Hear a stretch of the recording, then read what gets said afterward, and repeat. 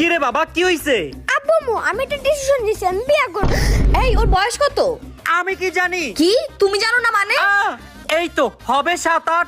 তাহলে 25 বছরের মতো কথাবার্তা কেন বলতেছে? বাবা তোমাকে এগুলো কে শিখাইছে?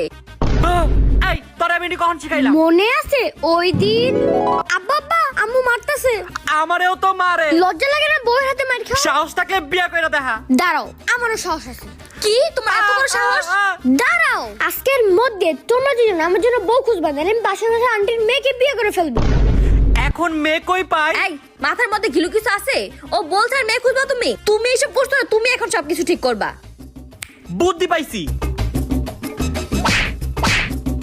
তোমাকে বিয়ে করে আমার লাভটা কি হইছে? এর চেয়ে ভালো বিয়ে নাই করতাম। হ্যাঁ তোমাকে বিয়ে করে তোমার খুব লাভ হয়েছে, ফালতু কোথাকার। তোমার মতো মেয়েরাই পারে ছেলেদের জীবন নষ্ট করতে। তুমি তো আমার জীবন ধ্বংস করে দিছো। আমি বিয়ে করবো না বাবা।